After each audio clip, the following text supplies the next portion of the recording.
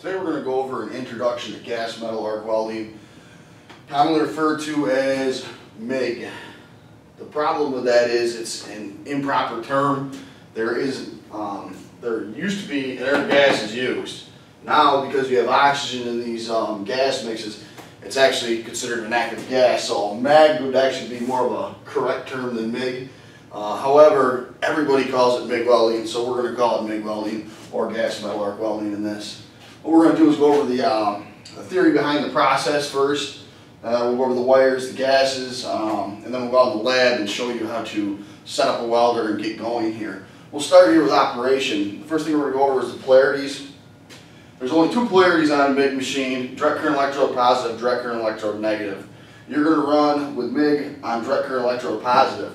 Occasionally you can get a flux cord wire if you're doing flux cord and you have to switch to direct current electrode negative. But for the most part, 90% of the time your polarity is going to be direct current electrode positive. It runs just like a stick welder. You're going to have an electrical short, positive and negative come together, create the short. That's what's going to create the weld.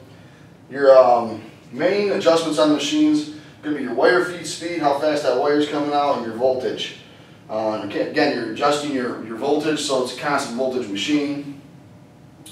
You need to do a weave unless you're on sheet metal. If you're on sheet metal, 1/8 of an inch or less is what I consider sheet metal. You can get away without not doing a weave, but if you're on anything bigger than that, you're going to have to do some kind of manipulation. This is where, when you look at a welding book and it shows you all those different kinds of manipulations, MIG welding is where you're going to be doing a lot of those.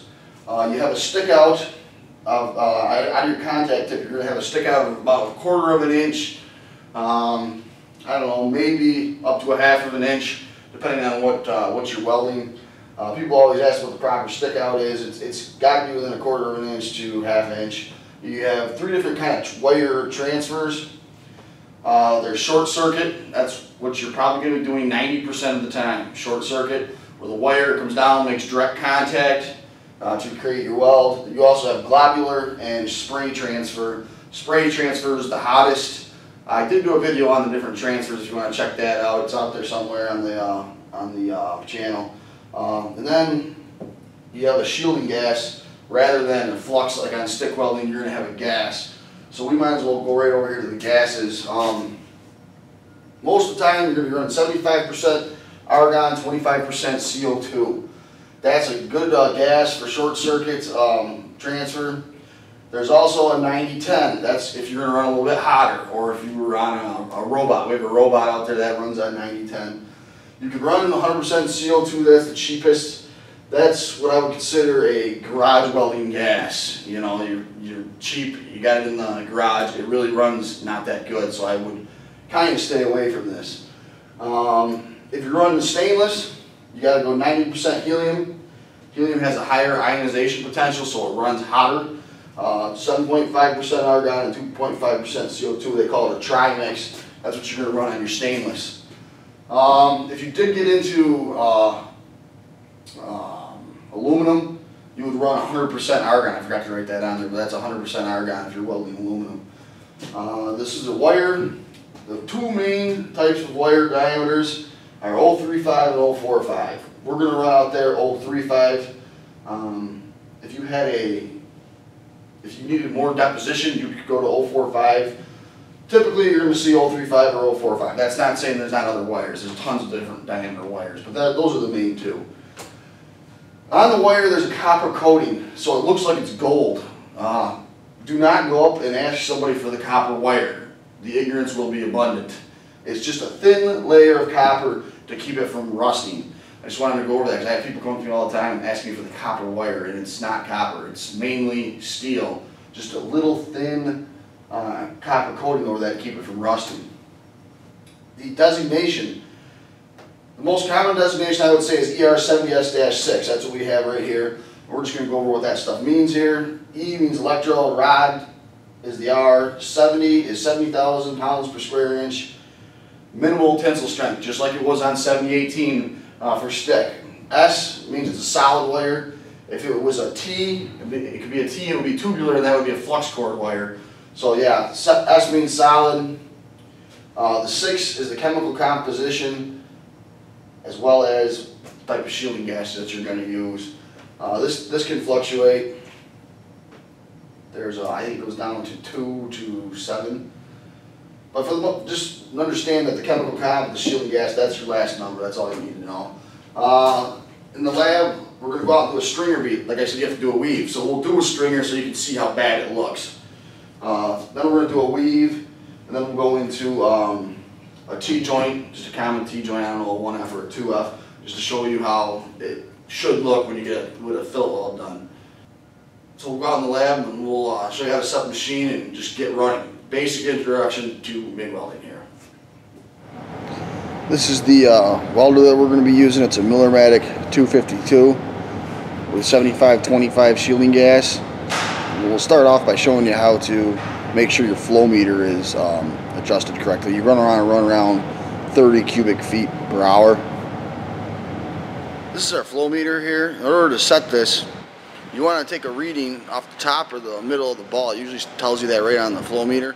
And you want to make sure you're on the argon side of things. There's also a helium one, but you want to be on the argon side. So that's what we're looking at here. So when I push the trigger, it's low. It's only down to about 15. We want to go up here. It's about 30. So now you know your flow meter is good to go. This is a card that's on the front of the welder that gives you a list of material thicknesses versus materials versus shielding gases. It gives you a wire feed speed and a voltage. And I highlighted the 035 wire, that's what we're using. So here it says steel, so you know you're good there. Solid wire right here. That's your 75-25 shielding gas. That's your 035 diameter wire. So then these are your voltages and your wire feed speeds for the various thicknesses, which are up here. That doesn't mean that they're right on, but it's a good place to start. So what we're going to do is adjust our wire feed and our voltage now, and we'll show you how to do that. It's very, very simple.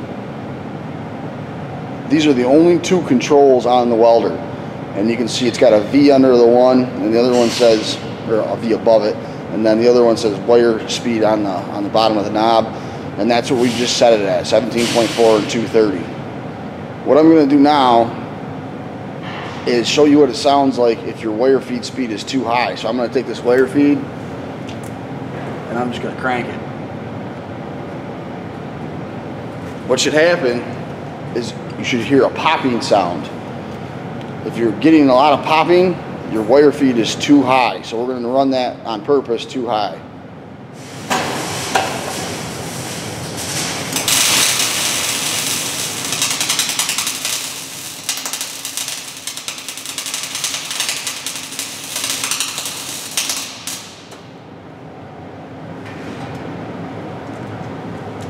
So if you hear that popping noise, that's how you know it's the wire feed's too high. You gotta turn it down a little bit. Alright, we're about to get into our just our stringer bead here. And with MIG, we're going to do a slightly leading angle rather than stick when we were doing trailing angle. So our travel was pointed behind the direction we were going. With MIG, we're going to be going a little bit forehand. So we'll get into our stringer here.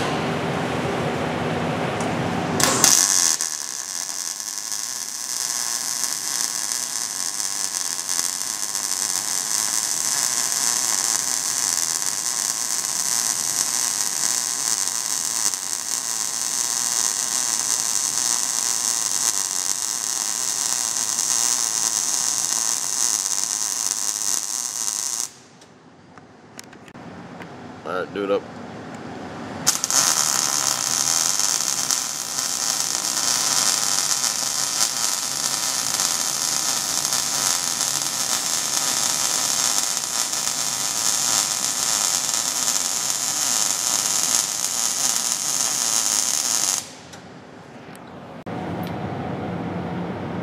These are the stringers we did with no weave, and you can see how they're high and ropey and they just don't look good. So what we'll do now is we'll do some stringers with a weave so you can see the difference.